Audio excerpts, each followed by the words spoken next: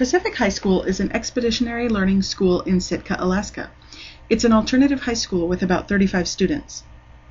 In spring 2005, the students and community raised a totem pole in front of the school, called We Cherish Them. It was the fruit of a learning expedition. 3 months later, when I was hired, I needed to learn how to be an expeditionary learning teacher.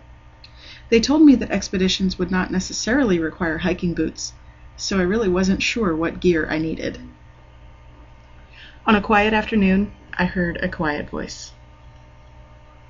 It asked, "Are all things connected?" An expedition had begun, a journey my students and I would take together. I prepared by gathering book chapters, poems, speeches, and videos for my class to study. I picked the best teaching tricks shared by my fellow teachers. When the students arrived, our lessons began. 2 students came to represent the journey of our learning expedition. Edward desperately needed a haircut and a new sweatshirt, but I didn't offer just in case he'd be offended. He stared at the walls, made excuses to leave class, and itched to get in trouble. Pam drew pictures or napped through the lessons and snarled when I came near. So we asked some big questions. And we answered them. I'm connected to food. An observer could tell that I'm connected to food because I eat a lot. Mother and father makes love, creates a baby grows to a young child, then a teenager, young adult, then becomes husband or wife, and then the whole cycle starts over again. Anita Wright taught us sewing, beading, and how to be a real person, also known as a tlingit. We read our way up north to bring in a Yupik view. We studied sections of Yuyarak and taught it to each other. My teachers repeated the title 30 times before I said it right. 1 or 2 days a week, we wove a beach seine with John Morris from the Sitka tribe. He explained what he wanted us to do. Edward shocked me when he hopped right into the fishing tote that was piled high with netting. The weighty black web whipped past us as he stepped up to the task. Pam complained about the cold, disappeared for a while, and then made a recording. She explained what her culture means to her.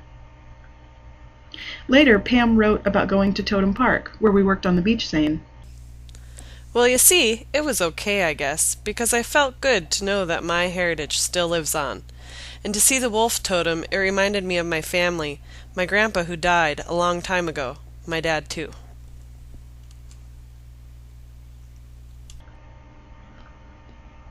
Al Duncan taught us about fishing laws and how the tlingit harvest everything with respect. Edward responded in a letter. Dear Mr. Duncan, I like the fact that you want our people to live like we used to while still in this new age of laws. We should be able to do all that we used to. Get back in tune with our language, culture, and with the mixture with the new government. Your speech has helped me realize that I should be fighting for as much freedom of fishing and hunting. You have opened my eyes to what future events may take place that may affect our lifestyles, and I thank you for that. Our final exam was to analyze how some real person connects to nature. Richard talked and wrote about it with deep knowing. When it came time to grade, though, he took his journal home and kept it there. The audience poured over our choral reading from all the words and webs we had studied. Pam watched from the audience. 31 months later, we fished with the seine, and Pam was the veteran weaver. When she jumped on board my brother-in-law Tom's boat, she earned the nickname Agnes. They found a connection through their grandma, Auntie Agnes. Pam, Edward, and the others bring honor to their families in the Tlingit and Yupik way, the way of the human being. I'm still figuring out how to teach and learn in an expeditionary learning school, but it's clear now that expeditionary learning is a way of life. It's about how to be a human being.